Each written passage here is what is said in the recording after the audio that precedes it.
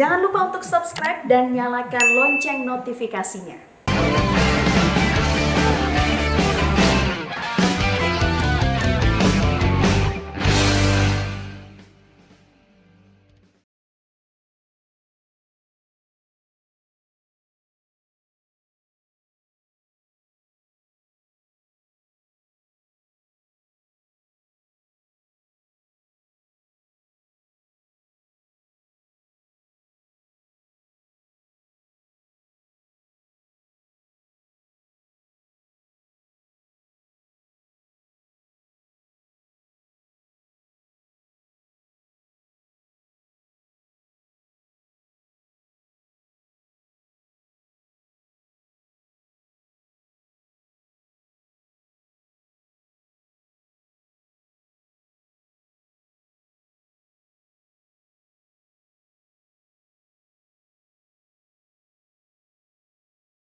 Hadir bersama saya Afiani Malik.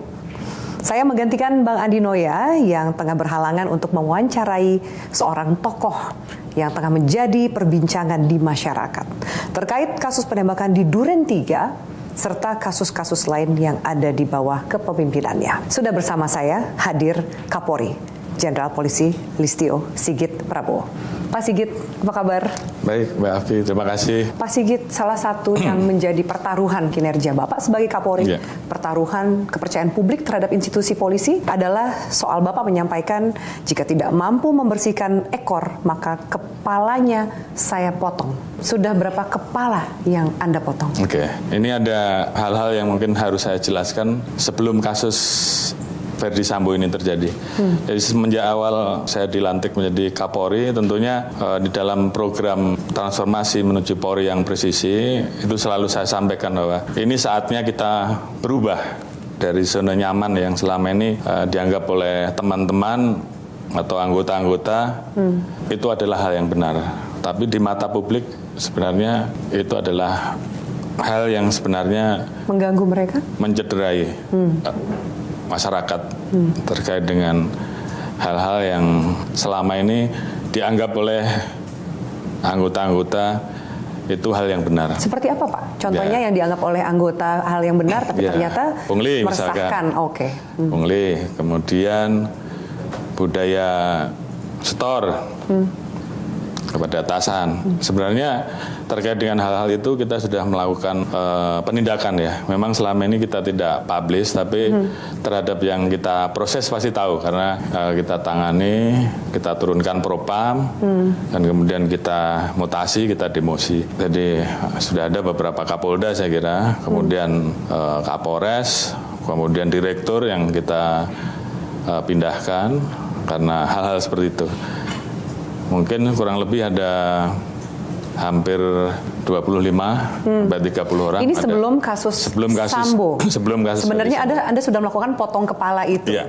Pasca kasus Sambo, Pak. Terkait dengan kasus Sambo sendiri sudah jelas bahwa saya sampaikan bahwa saya akan melakukan penindakan tegas tanpa pandang bulu, dan saya kira saat ini Ferdi Sambo sendiri sudah kita sidangkan untuk etiknya PTDH, dan proses pidananya juga kita proses. Kemudian ada lagi 2 bintang 1 yang terlibat, 1 diproses terkait dengan etik, satunya lagi kita proses pidana dan etik, dan sisanya kurang lebih dari 97 orang yang kita periksa. Saat itu 18 kita patsuskan dan 35 orang saat ini sedang menjalani proses sidang kode etik. Jadi ini tentunya menjadi komitmen kami bahwa terkait dengan kasus Sambo ini siapapun yang terlibat pasti kita tindak. Ya. Untuk potong kepala ini Pak, sebenarnya terutama untuk kasus Ferdi Sambo, Pak Sigit, banyak anggota polisi yang terjerat di kasus Ferdi Sambo ini sebenarnya bisa dikatakan polisi hebat dan polisi yang pintar. Bahkan mereka punya banyak prestasi, lulusan terbaik di sekolah kepolisian. Yang Anda lihat Pak, apa yang membuat mereka sampai mau mempertaruhkan karir, nama baik mereka untuk mengikuti skenario awal? Apakah semurni tidak mengetahui dan terbawa kebohongan, atau ada unsur yang lain? Jadi ada 4 kelompok. Yang pertama adalah yang memang betul-betul mengetahui, dan ini adalah kelompok internal yang mendampingi FS. Para ajudan maksudnya? Ya, ajudan utamanya. Kemudian kelompok kedua adalah yang tahu pada saat kemudian CCTV ditemukan, namun tetap menutupi. Kenapa mereka tetap menutupi? Ya, karena mungkin ada hubungan psikohierarki ya, terkait dengan yang bersangkutan memiliki hubungan dekat dan juga menjadi anak buah langsung, dan mungkin sudah berhubungan cukup lama sehingga kemudian mereka bimbang harus melakukan apa. Karena sebenarnya dia harus memilih bahwa dalam situasi ini, dalam kondisi organisasi sedang mengalami hantaman yang luar biasa, harusnya dia memilih dia terbuka dan menjaga organisasi, tapi pilihannya justru kepada satu pihak ini, menjaga kepada orang yang selama ini dianggap menjadi pimpinannya langsung. Dan ini juga tentunya yang harus saya ingatkan kepada seluruh jajaran bahwa yang namanya Satyaha Prabu, yang namanya kesetiaan terhadap pimpinan, itu tentunya harus betul-betul dilihat secara benar. Institusi, kesetiaan terhadap institusi itu menjadi hal yang utama yang harus itu dijaga. Harga matinya. Ya, saya selalu sampaikan juga, ini mungkin saya melompat-lompat, bahwa anggota boleh menolak perintah pimpinan yang salah. Ya, dan ini saya kira di perkapnya sudah ada. Tinggal bagaimana anggota kemudian memahami ini, berani atau tidak. Kalau taruhannya adalah karir dan masa depan jabatan, mungkin nggak semua orang berani, Pak Sigit. Ya, justru itu. Apa jaminannya? Saya mulai dari diri saya.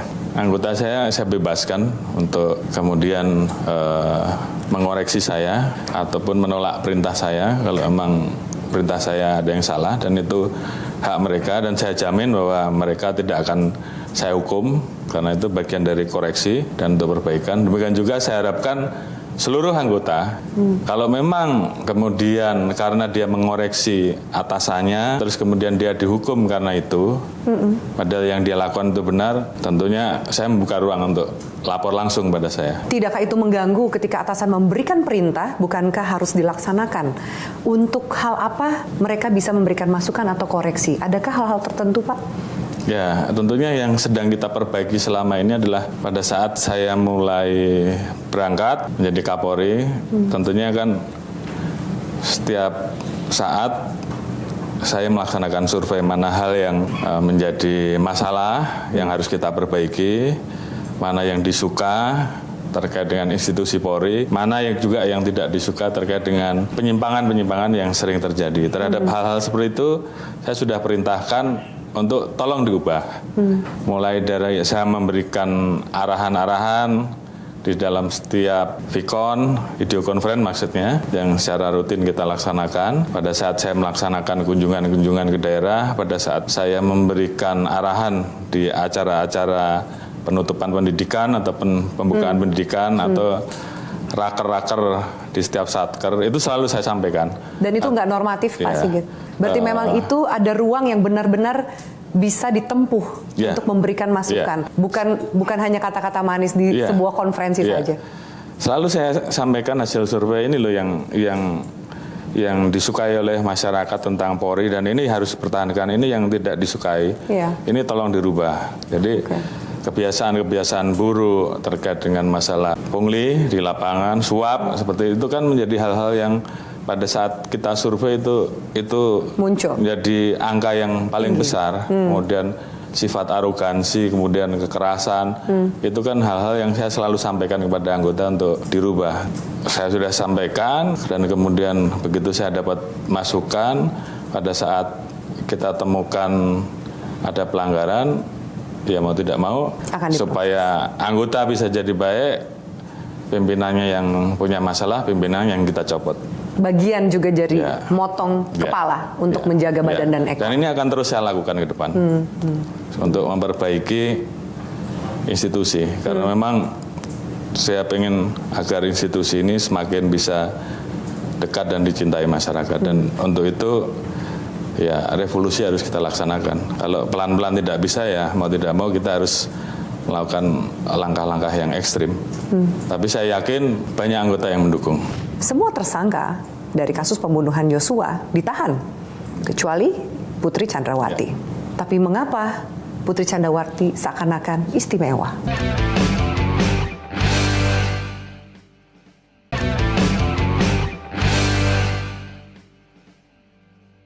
Pak Sigit, bahwa salah satu pertanyaan yang belum terjawab, ini juga ditanyakan saat Bapak rapat kerja dengan Komisi 3. Balik lagi ke kasus Verdi Sambo. Soal motif, saya ingat waktu itu Bapak sempat mengatakan motifnya antara dua, kesusilaan atau perselingkuhan.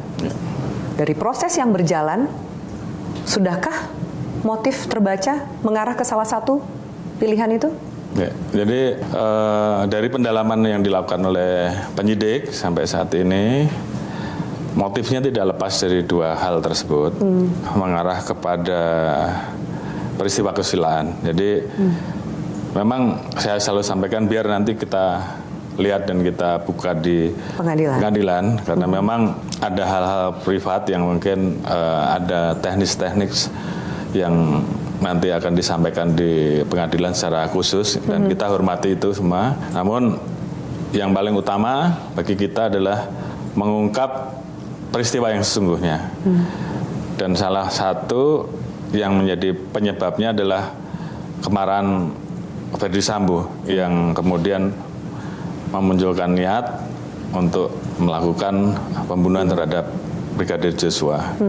Terkait dengan apa yang menyebabkan dia begitu marah, tentunya itu masuk di dalam bagian yang tadi saya sampaikan terkait dengan masalah kesusilaan.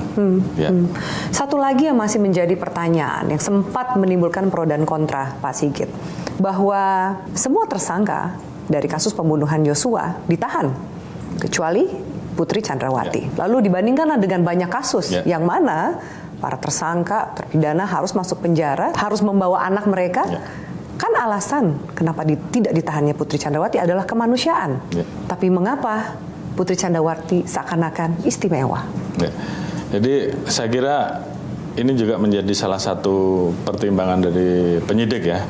Memang ada pertimbangan subjektif yang itu menjadi kewenangan penyidik sepanjang tersangka tersebut kooperatif dan kemudian saya melihat memang ada rekomendasi dari Komnas Perempuan terhadap kondisi psikologi kesehatan si Putri yang dalam tanda kutip perlu ada perhatian khusus dan ini ada rekomendasinya dan kemudian yang bersangkutan memiliki anak umur 1,5 tahun ya dan kemudian juga terkait dengan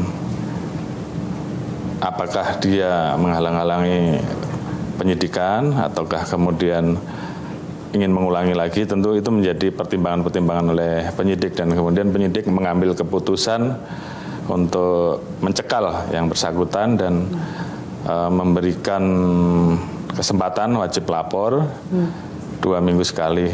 Saya kira ini memang menjadi keputusan yang mungkin tidak populer di mata publik. Tapi bagi saya juga minta kepada penyidik terkait dengan hal-hal seperti ini sebaiknya memiliki SOP ke depan yang sama sehingga terhadap masyarakat atau kelompok-kelompok rentan dalam tanda kutip juga mendapatkan SOP yang sama sehingga kemudian tidak menjadi masalah yang selalu dibanding-bandingkan khususnya di proses kepolisian ya. Jadi Putri tidak ditahan bukan menjadi bagian dari negosiasi atau kewenangan Sambo yang tersisa? Kalau terkait dengan kewenangan Sambo yang tersisa, saya kira dengan hukuman maksimal yang nanti akan diberikan kepada FS, tentunya itu menjadi bukti bahwa tidak ada kewenangan Sambo tersisa yang kemudian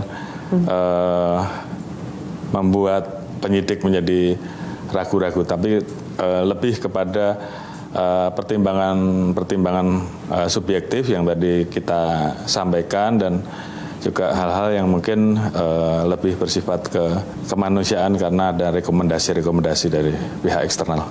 Ya. Pak Sigit, seberapa dekat dengan Verdi Sambo? Terhadap Verdi Sambo sendiri selaku pejabat utama yang ada di Mabes tentunya cukup dekat.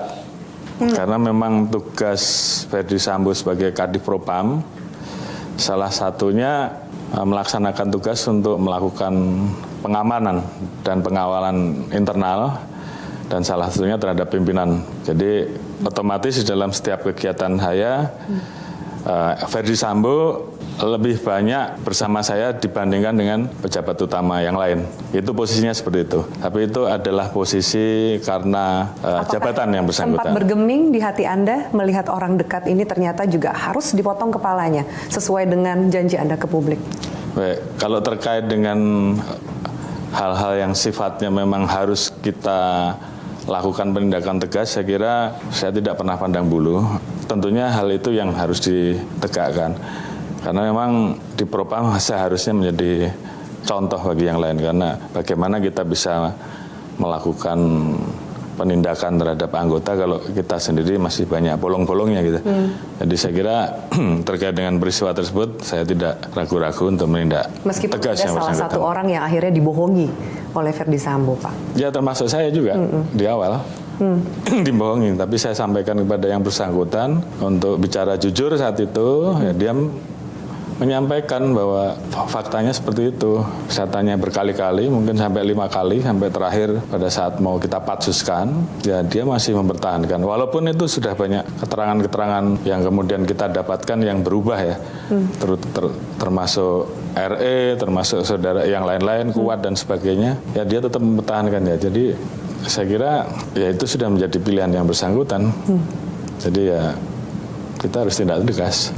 Sampai Presiden mengucapkan 4 kali bahwa proses ini harus transparan dan dibuka seterang-terangnya. Apa tanggapan Presiden? Karena sempat saya juga mewawancarai Pak Jokowi dan mengatakan Pak Sigit selalu memberikan update mengenai perkembangan kasus ini. Tentunya ini menjadi perhatian beliau sampai dengan beliau menyampaikan 4 kali ini, artinya kan beliau sangat berharap bahwa kasus ini betul-betul bisa diusut tuntas, transparan, jangan ada yang ditutup-tutupi dan semua sesuai fakta. Dan tentunya kami semua di jajaran institusi Polri melaksanakan dan memedomani apa yang menjadi perintah Bapak Presiden. Jadi dari awal, seperti saya sampaikan tadi, selain tim sus yang kita bentuk, yang diisi dari personel-personel yang menurut saya memiliki integritas karena diisi oleh pejabat-pejabat utama, kemudian bintang 3, ada beberapa di dalamnya juga di Makayasa, sehingga tentunya saya yakin mereka akan serius, dan karena ini menyangkut pertaruhan institusi, mereka juga pasti akan melaksanakan tugas tersebut secara sungguh-sungguh. Dan ini menjadi upaya kita untuk membuktikan bahwa Polri serius, transparan, dan tentunya kita akan bertanggungjawabkan secara profesional dengan scientific crime, karena ini menjadi, mungkin keterangan bisa berubah, tapi yang namanya bukti yang saintifik itu adalah bukti yang tidak terbantahkan, dan itu menjadi upaya yang harus bisa kita tampilkan pada saat proses persidangan. Dan alhamdulillah saat ini kita juga dibantu oleh Pak Jaksa Agung dengan menurunkan 30 jaksa, dan kita dari awal sudah intent untuk berkomunikasi. Kemarin kita sudah serahkan kembali berkas kita dan mudah-mudahan bisa segera dinyatakan lengkap atau di dalam istilah hukumnya P21 ya. Dengan demikian kasus bisa segera disidangkan supaya semuanya menjadi terang dan terbuka. Dari kejadian ini, Pak Sigit, kalau Bapak tadi mengatakan harusnya Propam adalah gerbang penjaga marwah institusi dan juga pintu terakhir mencari keadilan. Tapi juga banyak yang mengatakan Propam ini polisinya polisi. Atau yang lebih kejam lagi, tukang pukulnya Polri, Pak Sigit. Itu ada istilah seperti itu di masyarakat. Apakah nanti ke depan belajar dari apa yang terjadi? Adakah syarat-syarat khusus untuk seseorang yang memiliki kewenangan atau jabatan sebagai Kadif Propam? Ya, jadi memang itu yang kemudian menjadi evaluasi kita, bahwa memang dengan posisinya dia yang harus bisa menegakkan aturan untuk menjaga marwah citra dan ke dalam tentunya memproses masalah-masalah etik tentunya memang harus diawaki oleh orang-orang terpilih ya, orang-orang terpilih dari sekian anggota Polri yang ada, dan tentunya asesmen khusus untuk itu nanti terus akan kita tingkatkan. Sambo ini salah pilih berarti? Saya tidak bisa mengatakan salah pilih, tapi yang jelas peristiwanya seperti itu. Tentunya pejabat yang baru dengan pengalaman dan peristiwa yang ada, kita juga tentunya kemudian melakukan screening, dan pada saat itu kita bicarakan dengan beberapa pejabat utama, dan saat ini terpilih Kadif Propam yang baru, dan saya minta yang bersangkutan betul-betul bisa melaksanakan tugas pokok dan fungsinya untuk menjaga citra, pencari keadilan, benteng terakhir. Memang biasanya terhadap perilaku anggota yang kemudian dilihat oleh masyarakat menyimpang, kemudian pada saat proses hukum ada keberpihakan yang dilakukan oleh penyidik ataupun hal-hal lain, Propamlah tempat mengadu. Jadi memang di situ harus diawasi orang-orang yang berintegritas. Dan ini selalu saya tekankan, dan ini saya ulangi lagi. Tapi sekarang ditambah, saya tidak mau banyak ngomong lagi. Begitu kita temukan pelanggaran, kalau memang terbukti langsung kita potong. Udah begitu aja. Saya kira memang singkat, jelas, dan harus bisa ditangkap ya, oleh kalau memang mereka masih bawahan. Cinta dengan institusi, saya kira mereka harus melakukan itu. Karena memang saya selalu sampaikan bahwa waktunya kita berubah dari zona nyaman. Jadi apa yang menjadi aspirasi masyarakat, apa yang menjadi kritik masyarakat, itu menjadi bahan untuk kita mengevaluasi, baik menyangkut perilaku personal maupun terhadap institusi. Jadi hal tersebut tentunya yang setiap saat nanti akan terus kita lakukan untuk memperbaiki marwah institusi. Kenapa sebelum Pak Sigit memberikan perintah seakan-akan itu didiamkan?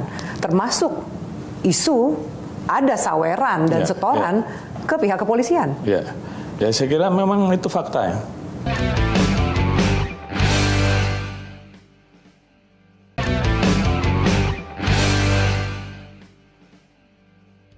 Pak Sigit, keberlanjutan dari terbongkarnya kasus Ferdi Sambo minimal ada dua hal. Ya. Bapak membubarkan Satgasus Merah Putih. Ya.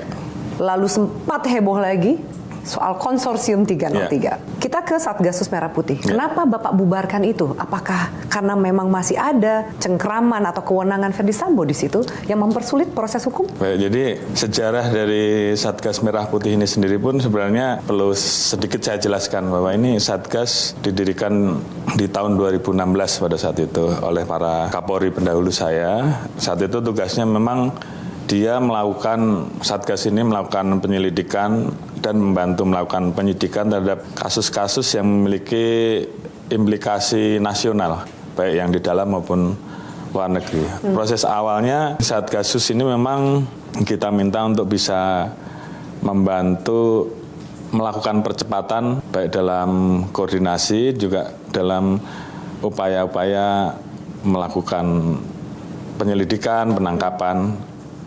Sebenarnya selanjutnya ini kemudian diserahkan kepada satker-satker terkait, apakah itu Polda ataukah itu Mabes. Namun karena kita kemarin tentunya memperhatikan aspirasi publik juga bahwa ada kekhawatiran terhadap awak-awak personil yang di Satgas Merah Putih ini karena Ferdi Sambo adalah mantan Kasatgas Merah Putih, dan kita juga melihat bahwa saat ini satker-satker baik Polda dan Mabes tentunya juga memiliki kemampuan untuk menyelesaikan tugas-tugas yang saya sampaikan tadi. Tentunya Satgas Merah Putih kemudian saya bubarkan. Ya. Soal konsorsium 303. Oke. Munculnya bukan dari internal Polri, Pak. Dari media sosial. Seberapa akurat informasi yang beredar itu? Jadi begini, pasca muncul diagram itu, kita juga lakukan penindakan, dan saat itu saya secara tegas dan kencang saya sampaikan kepada seluruh jajaran untuk menindak tegas segala macam bentuk perjudian. Dan pada satu saya minta untuk dilakukan dengan sungguh-sungguh karena faktanya memang ada dan masih terus berjalan. Di kurun waktu 1 bulan itu kurang lebih ada 1027 judi yang terkait dengan judi online yang kita tangkap ya, dan 1072 terkait dengan konvensional, termasuk tersangkanya yang terkait ada 1426 dan 2114 untuk judi yang konvensional. Dan saya minta untuk tersangka-tersangka ini yang kebanyakan memang pelaku-pelaku lapangan yang mengkompulir dan sebagainya untuk ditarik ke atas. Dan saya kira ini juga saya minta untuk dibuktikan oleh para Kapolda dan pejabat Mabes juga. Kelihatan waktu itu saat Bapak memerintahkan langsung masif, Pak. Ya. Banyak sekali bermunculan kasus penggerbekan, penangkapan judi online. Ya. Tapi itu setelah Pak Sigit memberikan perintah. Ya. Sebelum-sebelumnya mungkin damai-damai saja. Perjudian online masih terjadi, konvensional juga masih terjadi. Kenapa sebelum Pak Sigit memberikan perintah, seakan-akan itu didiamkan? Termasuk isu ada saweran dan setoran ke pihak kepolisian. Ya, saya kira memang itu fakta ya. Walaupun sudah ada penangkapan, tapi ternyata juga masih ada judi online dan judi konvensional. Artinya saya melihat bahwa penegakan hukumnya main-main, kan begitu. Walaupun kita juga sudah menangkap sebenarnya beberapa orang yang terlibat dengan kasus-kasus perjudian. Ada 4 orang yang kita proses di tahun 2021 dan 2022 ini. Ada 12 orang yang kita proses terkait dengan keterlibatannya. Karena itu kemarin saya minta bahwa ini yang terakhir, saya nggak mau lagi ada yang namanya judi ataupun judi online. Jadi pertaruhannya kalau masih ada gampang saja. Kalau di satu wilayah Polres tertentu masih ada, berarti Kapolresnya bermasalah. Kalau di satu Polda ada beberapa Polres yang masih ada perjudian, artinya Polres dan Kapoldanya bermasalah. Ada judi di beberapa Polda, berarti pejabat Mabesnya bermasalah. Jadi mereka yang akan saya potong. Baik. Jadi saya kira saya tidak main-main, silakan nanti dibuktikan oleh para Kapolda, para Kapolres dan juga pejabat Mabes. Saya sudah sampaikan pesan ini. Kalau saya temukan di lapangan masih ada, berarti saya anggap mereka masih main-main.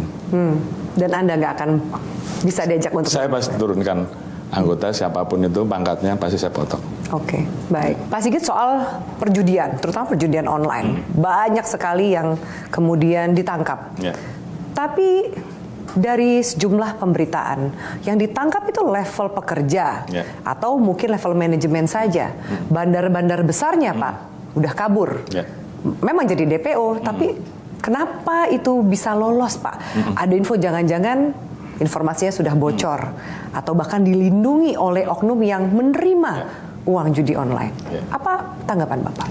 Baik, jadi saya sudah sampaikan juga bahwa beberapa waktu yang lalu saya hubungi PPATK untuk kemudian bisa ikut membantu bagaimana perjalanan transaksi. Memang ada upaya-upaya pengelabuan dan penggunaan layer ya, sehingga kemudian untuk mengarah kepada sosok-sosok besar itu kemudian menjadi sedikit terganggu. Tapi ini tentunya kan tantangan kita untuk membereskan, dan saya membentuk tim untuk menganalisa tersebut dengan teman-teman dari PPATK terkait dengan mereka yang kabur seperti di Medan.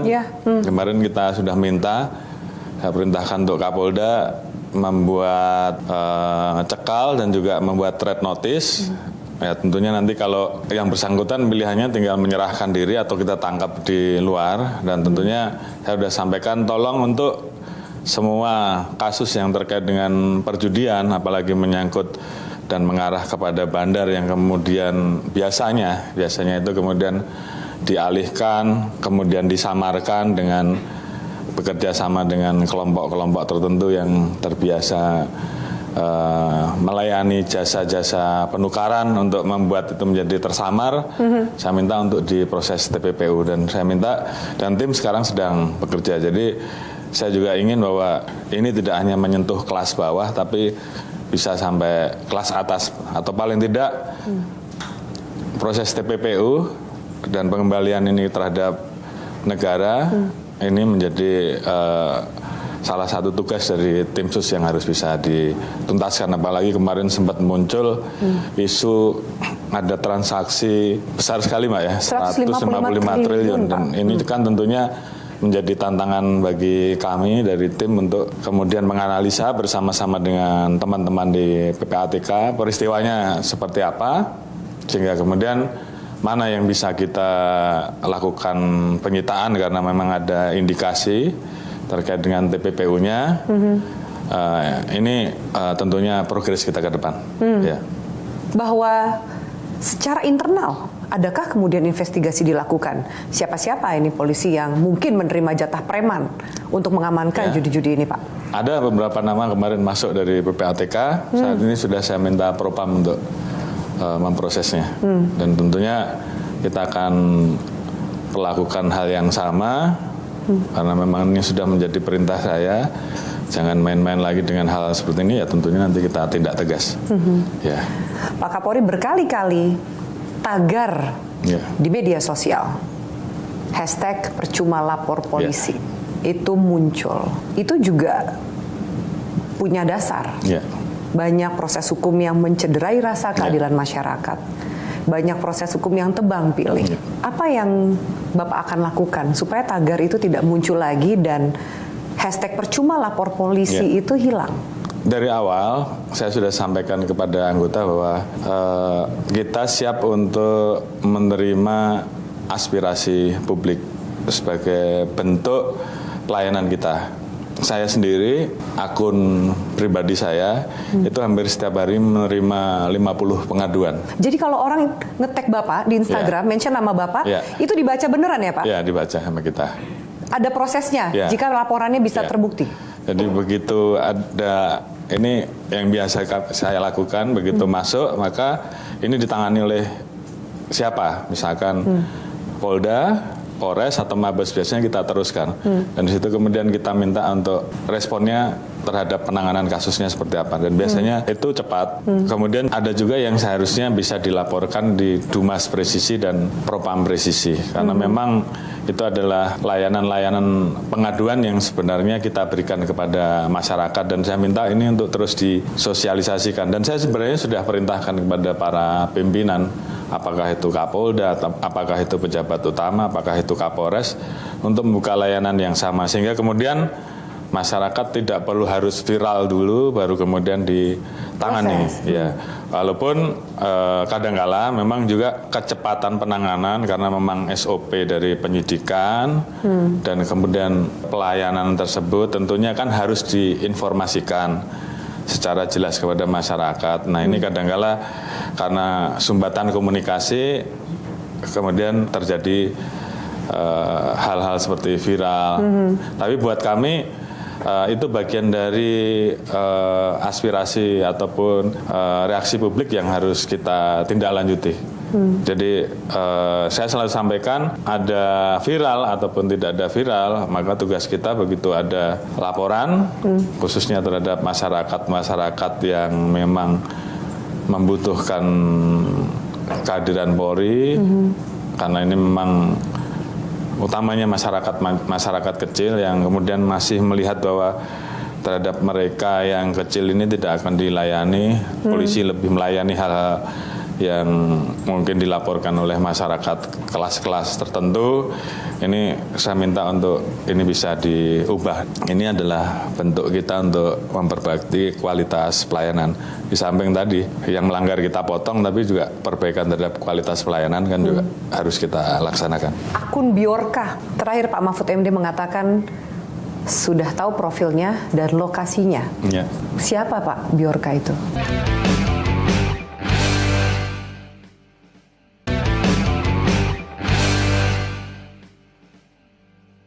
Kalau dulu ada istilah mau lapor polisi itu masyarakat takut.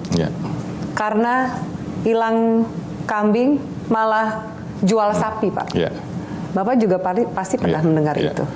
Bagaimana menjamin bahwa apa yang tadi Bapak sampaikan benar-benar bisa dirasakan oleh masyarakat. Mereka tidak takut lagi untuk melapor karena keterbatasan keuangan atau karena intimidasi, Pak Sigit. Ya, saya kira saya sudah berkali-kali sampaikan yang namanya pelayanan di kepolisian itu tidak ada istilah masyarakat harus membayar. Gak ada amplopnya ya, Ya, Pak? saya sampaikan ini kepada anggota. Jangan pelayanan kepolisian ini kemudian dimanfaatkan untuk hal-hal yang sifatnya transaksional. Ini berkali-kali saya sampaikan. Terkait dengan hal tersebut tentunya kalau ada pengaduan, bukan kalau ada, beberapa pengaduan yang masuk ke saya terkait dengan masalah-masalah seperti itu, pasti langsung saya ganti. Apakah itu level apapun pasti saya langsung ganti. Ini juga supaya anggota paham bahwa tugas kita memang memberikan pelayanan. Ke depan bisa kita lakukan adalah istilah-istilah pemeo-pemeo negatif tadi itu bisa hilang. Harapan kita masyarakat pencari keadilan yang datang ke Polri pada saat kembali dia merasakan bahwa rasa keadilannya itu betul-betul bisa kita layani dengan baik. Pak Sigit, itu tadi yang Bapak jelaskan bagaimana polisi ke depan memberikan pelayanan terbaik untuk masyarakat. Kasus-kasus pelaporan mungkin sudah kita dengar, tapi tidak kalah banyak. Polisi versus polisi. Mereka saling tembak, kemudian keributan yang terjadi, atau bahkan dengan institusi lain seperti TNI. Ini kenapa kemudian itu bisa terjadi? Urusan personal atau urusan profesional? Jadi memang peristiwa di internal polisi sendiri, apakah polisi dengan polisi atau mungkin Polri dengan institusi lain memang selalu ada. Termasuk dengan kasus yang terakhir kemarin yang terjadi tembak-menembak. Itu kalau lihat memang lebih kecenderung ke personal. Oleh karena itu tentunya terhadap hal-hal seperti itu ini juga menjadi catatan kita, dan supaya ke depan bisa kita minimalkan ya hal-hal yang seperti itu kita tindak tegas. Dan saya dengan Pak Panglima juga sudah punya komitmen terkait dengan indikasi terjadi konflik antara anggota TNI dan anggota Polri, maka kita sama-sama memproses anggota tersebut. Jadi apa salahnya ya? Salahnya kalau kalian berantem. TNI dengan Polri berantem, ya itu saya tidak tahu siapa yang mulai, kamu salah, udah begitu ya. Dan saya kira Pak Panglima juga sama. Sempat diangkat soal hedonisme kepolisian, anggota polisi, termasuk keluarganya, mentereng di media sosial, jadi polisi YouTuber dan lain-lain. Nah itu bagaimana? Karena kan sudah ada peraturannya, mereka tidak boleh menunjukkan kemewahan. Tapi mengapa masih saja banyak yang memamerkan itu, terutama di kondisi sulit saat ini, Pak Sigit? Ya buat saya kira kita tidak kurang-kurang ya mengeluarkan aturan terkait dengan bagaimana hal-hal, apalagi penggunaan media sosial yang bijak seperti apa. Tentunya terhadap anggota-anggota kita yang kemudian memanfaatkan media sosial, tapi untuk hal-hal yang bersifat positif tentunya kita berikan kan, karena memang itu yang kita harapkan bahwa anggota-anggota khususnya di daerah-daerah, saya juga banyak melihat bahwa sebenarnya mereka banyak melakukan perbuatan-perbuatan yang sebenarnya selama ini belum terlalu banyak dipublikasikan. Sementara terkait dengan yang hedonis ini juga tentunya sudah banyak yang kita berikan contoh, kita proses, kita pindahkan, kita proses etik, dan ini juga tentunya menjadi perhatian kita khususnya di dalam situasi yang saat ini. Tentunya seluruh masyarakat juga merasakan dampak global yang kemudian tidak cocok perilaku-perilaku tersebut muncul, dan hal-hal tersebut tentunya kami dalam posisi pasti akan menindak perilaku-perilaku hedonis yang buat kita yang saat ini sedang berjuang untuk mengembalikan marwah Polri, mereka kita anggap tidak peka dan juga justru ikut terlibat dalam menurunkan citra dan marwah Polri. Jadi yang seperti itu tentunya kita proses. Tapi itu kan disoroti ya Pak, barangnya bermerek, mahal-mahal loh Pak Sigit. Polisi itu uangnya banyak ya Pak. Nah itu bagaimana menahan diri untuk tidak bermewah-mewah? Termasuk jangan-jangan ada dugaan terima gratifikasi dari pengusaha. Ya, saya kira kita mulai dari diri kita sendiri memulai memberikan contoh. Saya kira mau tidak mau harus seperti itu, baru kita bisa mengingatkan. Ini jam saya ini mereknya Casio, Mbak, tapi bagus kan? Tapi Bapak pakainya jangan-jangan karena diwawancara oleh Metro TV jamnya Casio. Iya, tapi pas acara yang lain nggak ganti jam. Iya, mudah-mudahan saya bisa konsisten. Pak Sigit, sulit nggak sih mendisiplinkan polisi di era yang serba terbuka, saluran informasinya banyak, sehingga mungkin godaannya juga banyak. Sulit nggak mendisiplinkan mereka? Ya memang bukan perkara mudah, apalagi yang hidup di lingkungan perkotaan ya, yang bergaulnya juga dengan masyarakat yang kelasnya memang kelas-kelas strata elit ya, high lah. Jadi memang perlu teladan, perlu selalu diingatkan, dan memang salah satu yang paling efektif adalah punishment, langsung ditindak. Sebagai salah satu teladan, atau minimal harus menjadi teladan pimpinan institusi yang besar di negara ini, apa yang menjadi prinsip atau pegangan Pak Sigit, dan untuk mengingatkan supaya tidak mengambil jalan yang salah atau langkah yang salah. Ya, saya kira saya selalu sampaikan pada anggota, dan juga mungkin itu juga tentunya menjadi hal-hal yang juga harus kita lakukan untuk bagaimana setiap hari kita harus berusaha untuk melakukan hal-hal kecil, hal-hal yang baik, hal-hal yang bermanfaat untuk masyarakat, sejelek-jeleknya untuk keluarga dan juga untuk institusi, karena perbuatan sekecil apapun kalau perbuatan baik itu dilakukan berulang-ulang tentunya akan menjadi hal yang besar, dan biasa tanamkan, tinggalkan legasi yang baik. Jadi hidup harus mengandung makna. Saya selalu sampaikan bahwa jadikan profesi kalian, pekerjaan kalian sebagai amal ibadah. Kita beralih ke salah satu kasus yang jadi trending topik, Pak Sigit. Akun Bjorka.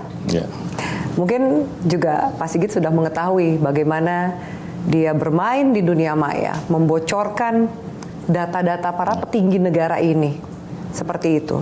Terakhir Pak Mahfud MD mengatakan sudah tahu profilnya dan lokasinya.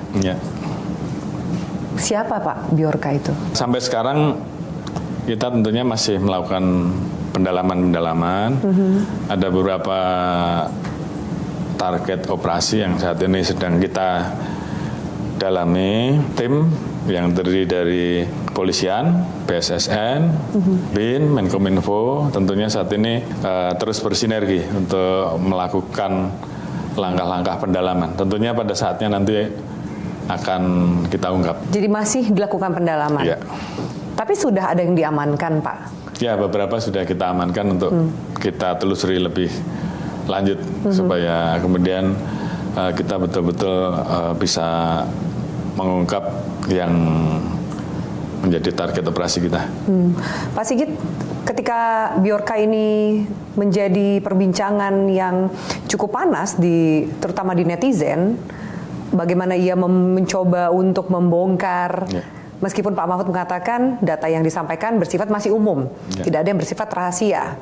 Tapi orang terus menunggu apa yang akan dia lemparkan ke dunia maya, informasi seperti apa. Apakah sulit untuk menangkap hacker-hacker semacam ini? Apakah sudah mulai terbaca apa motif si Bjorka ini? Jadi para pelaku hacker yang bersifat coba-coba untuk eksistensi, jadi dia pengen menunjukkan bahwa dia mampu meretas ataupun menjebol sistem keamanan dari institusi-institusi tertentu seperti dulu KPU dan sebagainya lah, dan sekarang yang terjadi muncul Peduli Lindungi dan sebagainya. Kemudian juga kelompok kriminal yang memang tujuannya adalah motifnya kejahatan tapi lebih mengarah ke ekonomi. Kemudian cyber teroris dan cyber warrior. Jadi ini biasa dilakukan oleh kelompok teroris, kemudian non-state ataupun negara-negara tertentu, karena ini bagian dari perang cyber untuk mengganggu kepentingan nasional suatu negara. Jadi itu adalah kelompok-kelompok yang ada. Memang menjadi agak sulit dalam artian perlu penanganan secara khusus karena memang dari sisi modus operandinya itu tentunya juga menggunakan dark web ya. Jadi memang dia bermain di dalam suatu dimensi khusus lah begitu, sehingga dilakukan lintas negara. Kita juga selain harus menggunakan teknik-teknik dan kemampuan-kemampuan dengan anggota yang memiliki kemampuan khusus, hubungan kita dengan negara-negara tertentu untuk bisa mengembangkan dan masuk kepada pelaku yang kita inginkan, tentunya juga memiliki tingkat kesulitan tersendiri. Namun mungkin yang perlu kita lakukan ke depan adalah bagaimana memperbaiki sistem keamanan cyber kita. Oke. Pak Sigit, kalau ada penggerbekan besar soal narkoba, celetukan masyarakat cuma dua. Satu, pengalihan isu. Kedua, ada yang mau naik pangkat.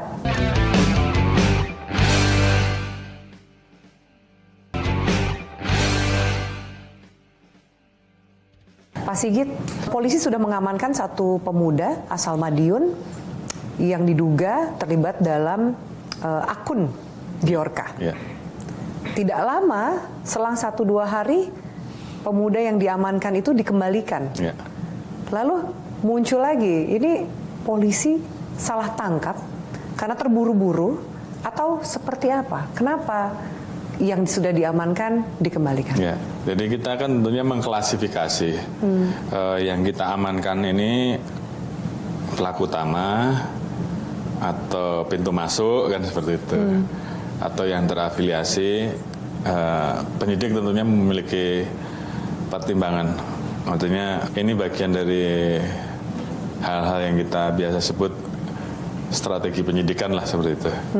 Jadi kita terus bergerak, karena memang kita belum bisa ungkap karena memang sasaran utama kita belum sampai ke situ ya. Proses ini kita ikuti dulu, kita jalan. Tapi tentunya kita juga sudah melaksanakan pemeriksaan, BAP juga sudah. Tentunya kita dapatkan informasi-informasi dari yang bersangkutan. Namun pertimbangan apakah dia harus ditahan ataupun dilepas, apakah kategorinya menjadi saksi atau nanti potensial menjadi tersangka, itu tentunya ada di Tapi bukan polisi salah tangkap, bukan polisi terburu-buru karena mendapatkan tekanan untuk membuka siapa Bjorka ini.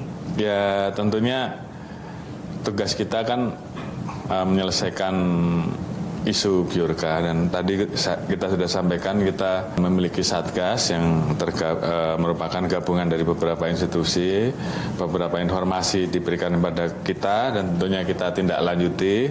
Dari situ kan kemudian kita ukur levelnya di level yang mana, di level yang kemudian menjadi pintu masuk atau menjadi level sebagai saksi untuk mengarah pada yang utama, target utama, kira-kira seperti itu. Oke. Ya. Pak Sigit, kita berlanjut ke pembahasan yang lain. Ya. Sempat pemberitaan banyak sekali mengenai polisi dan narkoba, mulai dari menjual barang bukti, bahkan sampai digerebek tengah pesta narkoba. Sudah tahu itu jelas dilarang, sudah tahu itu jelas salah. Tapi kenapa kemudian seakan-akan sulit sekali melepaskan image polisi dan narkoba ini, Pak? Ya. Baik, jadi ini juga yang tentunya selalu menjadi perhatian saya, dan kemarin terakhir saya sudah berikan peringatan keras bahwa saya tidak akan tolerir baik itu pengguna apalagi anggota yang bermain-main dengan kasus narkoba, pasti kita proses. Karena apa, Mbak? Data yang ada memang dari tahun 2020, 2021, 2022 selalu ada anggota yang melanggar, dan saat itu sudah kita proses. Ada yang terlibat sebagai pengedar dan sebagian besar terlibat sebagai pemakai, dan itu rata-rata semua kita proses. Namun ternyata fenomena terkait dengan keterlibatan narkoba anggota sebagai pemakai, ada juga yang mungkin terlibat sebagai pengedar, dan juga ada yang bermain-main dengan kasus narkoba, itu masih ada. Jadi kemarin saya sudah sampaikan bahwa model-model yang seperti itu sudah lebih baik keluar dari Polri saja. Jadi mau berapapun jumlahnya kita pasti pecat terkait dengan hal yang seperti itu. Tapi kenapa Pak bahwa ada juga yang menjual barang bukti mereka tidak menggunakan itu tapi menerima uang dari kasus narkoba, mungkin terima uang dari bandar narkoba untuk mengamankan jaringan tertentu. Bagaimana supaya ini nggak terus berulang? Karena ini juga narkoba salah satu extraordinary crime yang harusnya diberantas oleh penegak hukum. Baik, jadi ada dua hal, ada mungkin bagian dari strategi undercover boy, itu ada strategi itu. Tapi yang kita larang adalah kalau memang ada anggota yang kemudian kedapatan menjual barang bukti, itu udah pasti kita tidak tegas. Terkait dengan SOP pengamanan barang bukti sebenarnya ini juga sudah ada, dan saya kira bagaimana pada saat barang bukti didapat dan kemudian pada saat ada proses yang namanya pemusnahan itu selalu ada proses pengecekan bersama-sama dengan pihak terkait untuk memastikan bahwa narkoba tersebut tidak berubah, tidak ditukar dan sebagainya ya. Itu ada di dalam SOP-nya. Jadi ini yang tentunya harus terus-menerus kita evaluasi. Memang faktanya peredaran narkoba sangat luar biasa, dan ini kita terus bekerja sama dengan rekan-rekan di BNN dan juga internasional, DEA itu juga terus berkoordinasi dengan kita sehingga betul-betul bisa kita lakukan upaya penindakan secara tegas, tapi terhadap perilaku anggota yang menyimpang, apalagi terkait dengan masalah apakah dia pemakai ataukah pengedar, apalagi sampai bermain-main dengan barang bukti, saya kira jawabannya ya hanya satu, tindak tegas dan PTDH sudah. Dari anggota polisi yang kemudian diproses, ditangkap, kenapa mereka tidak kuat menahan godaan narkoba, Pak? Apa faktor ekonomi atau ada faktor yang lain? Ya, jadi memang ini juga yang menjadi evaluasi kita untuk terus melakukan tes secara berkala ya, karena memang kecenderungannya awalnya mungkin karena coba-coba, yang kedua karena mungkin dia ada masalah-masalah yang kemudian membuat dia depresi, dan ini tentunya macam-macam lah. Tapi paling tidak hal-hal ini bisa kita hindari dengan melakukan pengawasan dan pengecekan secara rutin, secara berkala, dan ini dilakukan juga oleh para pimpinan satuan mungkin setiap minggu melaksanakan tes rutin untuk pemeriksaan urin dan juga sidak yang dilakukan oleh para komandan kesatuan. Tentunya kan akan terlihat perilaku-perilaku yang berbeda dibandingkan teman-temannya, dan ini saya minta untuk didalami. Jadi dari sisi pencegahan ke dalam tentunya kita harus lakukan, namun di sisi lain juga kita harus lebih melakukan pendekatan khususnya terhadap anggota-anggota yang memiliki kecenderungan labil ya. Tentunya harus diberikan penguatan terkait dengan nasihat-nasihat, apakah kemudian dia memerlukan psikolog, dan tentu juga dari masing-masing kan tentunya juga memiliki agama yang dianut ya. Jadi di situ kita juga berikan ruang untuk meningkatkan pendekatan religi sehingga kemudian memiliki daya tahan terhadap pengaruh narkoba. Namun di sisi lain bagaimana kita juga mengungkap jaringan, termasuk juga melaksanakan pengawasan secara melekat dan mendalam semenjak dilaksanakan rekrutmen awal, karena ini menjadi penting. Karena memang ini luar biasa pengaruhnya, tidak mengenal dan luar biasa godaan nominalnya, Pak, puluhan miliar bahkan uang narkoba itu masuk ke penegak hukum. Pak Sigit, kalau ada penggerbekan besar soal narkoba, celetukan masyarakat cuma dua. Satu, pengalihan isu. Kedua, ada yang mau naik pangkat. Apa tanggapan Pak Sigit? Menurut saya tidak seperti itu ya, karena memang saya sendiri memberikan penghargaan terhadap anggota juga tidak semuanya dari anggota-anggota yang terlibat dalam tim narkoba. Ada juga Babin Kamtibmas, ada juga yang terlibat di dalam penugasan di Papua, terlibat di Densus misalkan, atau juga anggota-anggota yang kita nilai baik dan juga mendapatkan usulan dari masing-masing satker, apakah di bidang operasional, apakah itu di bidang staff, pembinaan, biasanya begitu. Semua tentunya kita berikan hak yang sama. Jadi spekulasi itu? Ya mungkin datanya juga ada bahwa yang terbanyak mendapatkan kesempatan untuk sekolah, kemudian untuk mendapatkan kenaikan pangkat luar biasa, tentunya tidak didominasi oleh penanganan kasus tertentu, orang-orang yang bertugas di narkoba. Salah satu hal yang juga terungkap dari peristiwa Sambo adalah mengenai Pak Sigit sendiri. Banyak yang sempat meragukan Pak Sigit. Wah, Pak Sigit diangkat jadi Kapolri karena kedekatan dengan Presiden.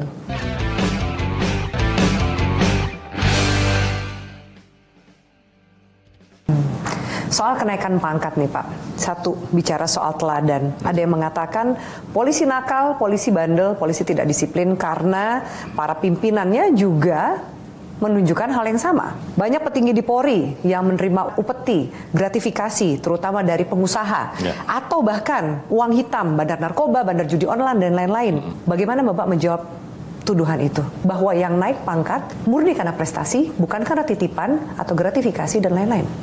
Jadi itu adalah upaya yang saat ini terus kita lakukan ya untuk melakukan perbaikan. Jadi saya kira SDM juga tentunya sudah punya lah.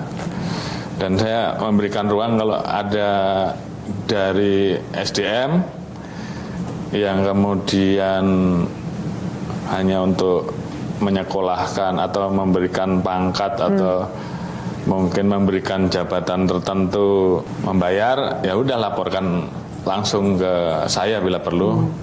Kalau terbukti pasti saya proses. Jadi ini juga untuk menunjukkan bahwa kita, saya kira untuk masalah karir, masalah sekolah, hal-hal seperti itu di zaman saya, jangan sampai ada lagi. Mungkin Ibu juga boleh cek ke saya, bahwa memang ada pengelompokan terkait penghargaan yang bisa diberikan. Mungkin karena prestasinya di bidang penugasan di tempat-tempat tertentu, ada juga yang memiliki prestasi di bidang olahraga, atau dia memang memiliki hal-hal lain yang kemudian di mata publik dia pantas untuk mendapatkan penghargaan. Semua itu menjadi bagian yang kita nilai.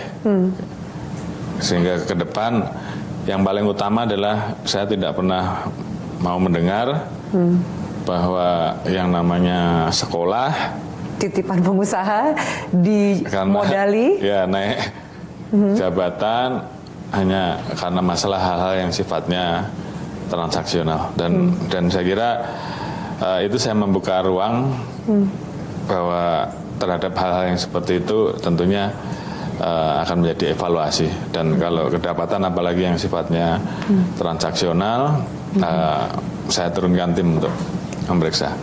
Oke. Pak Sigit, kasus Sambo, berbagai macam berita miring mengenai Polri. Tadi Bapak sempat mengatakan itu berpengaruh kepada rekan-rekan di bawah. Terutama yang dekat sekali interaksinya dengan masyarakat. Sempat mereka tidak merasa percaya diri mungkin. Kami juga melihat sempat viral ketika ada iring-iringan polisi, masyarakat meneriaki, "Hei Sambo, Sambo," seperti itu. Apakah Bapak lihat sekarang dengan upaya yang Bapak lakukan untuk melakukan pembersihan, potong dari kepala itu sudah mulai membuahkan hasil, terutama untuk kepercayaan diri dan kinerja dari para anak buah Bapak di akar rumput, berinteraksi sama masyarakat? Kasus Sambo ini pukulan berat ya buat kami, itu jujur kita akui, karena memang itu berdampak sistemik dan sampai dengan anggota-anggota kita yang paling bawah. Dan pada saat saya memimpin Vicon, ya saya sampaikan bahwa pilihan kita sekarang adalah bagaimana mengembalikan trust publik. Dan itu hanya bisa dilakukan dua hal. Memperbaiki kualitas pelayanan kita, yang kedua menghindari pelanggaran. Jadi saya sampaikan untuk menjaga, untuk kembalikan marwah institusi, saya tentunya tidak akan ragu-ragu untuk mengambil tindakan keras terhadap para pelaku pelanggar. Demikian juga terhadap anggota-anggota yang melakukan perbuatan baik. Ini juga ada hal yang menarik, Mbak, yang tentunya buat saya sedikit surprise. Pada saat adik-adik dari Paskibra Nasional itu datang ke kami. Pada saat itu kurang lebih tanggal 19 Agustus atau tanggal 20 Agustus. Dari peristiwa Sambo mulai kita tetapkan tersangka di tanggal 8 Agustus ya, diiringi dengan proses penanganan yang lain. Yeah. Di situ mereka memperkenalkan diri dan kemudian menyampaikan cita-cita ke depan. Ya, alhamdulillah dari 68 orang Paskibraka Nasional itu kurang lebih sekitar 65 ingin menjadi polisi. Jadi itu surprise buat saya. Di tengah situasi yang ada itu juga membuat kita menjadi bersemangat kembali pada saat kami berkunjung ke daerah, bertemu dengan anggota, bertemu dengan tokoh-tokoh masyarakat, banyak yang memberikan support. Ya, jadi buat kami itu energi positif. Saya tanyakan ke anggota, dengan adanya pengungkapan yang ada, buat mereka ini juga membuat mereka percaya diri lagi bertemu dengan masyarakat. Jadi ya tentunya hal-hal tersebut menjadi semangat kami untuk bagaimana kita segera mengembalikan marwah institusi, tingkat kepercayaan publik, dan memang kita harus kerja keras. Yang tadinya kita berikan peringatan-peringatan dulu terhadap hal-hal yang melanggar dengan harapan bahwa mereka sadar. Kali ini saya kira saya sudah sampaikan bahwa saya tidak perlu lagi kasih peringatan, langsung kasih contoh aja. Kalau ada yang melanggar langsung saya proses dan itu pasti saya buktikan. Dan saya kira 430.000 lebih anggota Polri yang saya lihat bahwa mereka juga sudah berusaha berbuat baik, tentunya juga akan merasakan keadilan dan di situ semangat mereka juga termotivasi dan ini kerja keras kita bersama untuk mengembalikan marwah institusi dan ini komitmen bersama. Salah satu hal yang juga terungkap dari peristiwa Sambo adalah mengenai Pak Sigit sendiri. Banyak yang sempat meragukan Pak Sigit. Wah, Pak Sigit diangkat jadi Kapolri karena kedekatan dengan Presiden. Kemudian pembawaan Pak Sigit yang tenang bisa disalahartikan sebagai orang yang lembek. Tapi dengan proses ini, sepertinya masyarakat melihat sisi lain dari seorang Pak Sigit sebagai Kapolri. Sempat menjadi trending topik bahkan. Mendapat pujian dari netizen dan masyarakat atas ketegasan Bapak. Jadi karakter Pak Sigit yang mana yang sebenarnya untuk Bapak sampaikan ke masyarakat?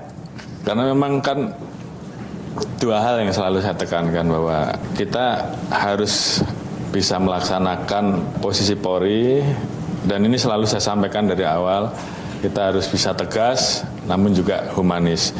Humanis tentunya terhadap masyarakat, pelayanan yang baik. Bagaimana kemudian kita mau mendengarkan kritik.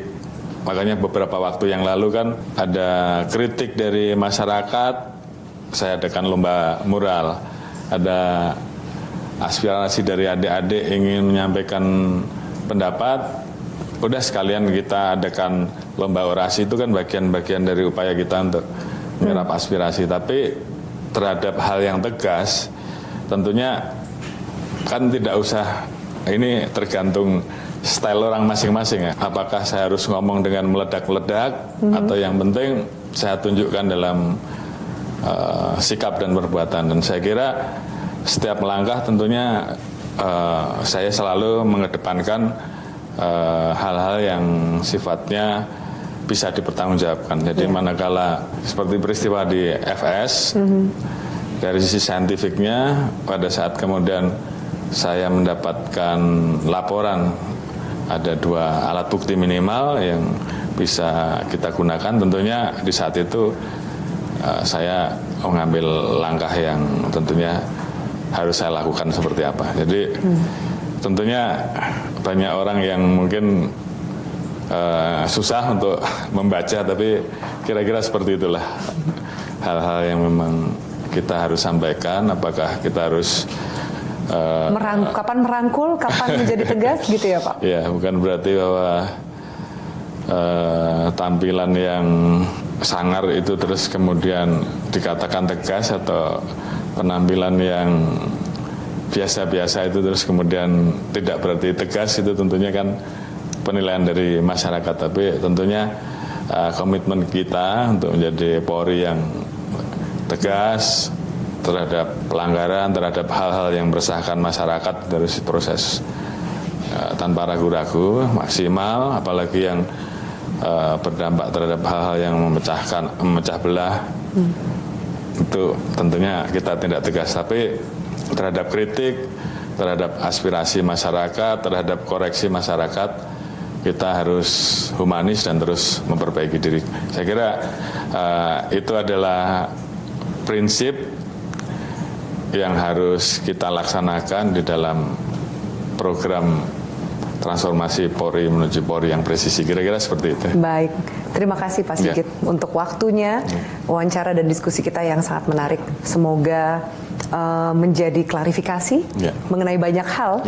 Dan pemirsa, terima kasih atas atensi Anda. Demikian wawancara saya dengan Kapolri Jenderal Polisi Listio Sigit Prabowo. Semoga apa yang kami perbincangkan bisa menjawab pertanyaan Anda. Dan bagi Anda yang ketinggalan menonton episode ini, Anda bisa menyaksikan tayangan ulangnya di metrotvnews.com dan cuplikannya di YouTube Kick Andy Show. Sampai jumpa di Kick Andy Double Check berikutnya. Salam.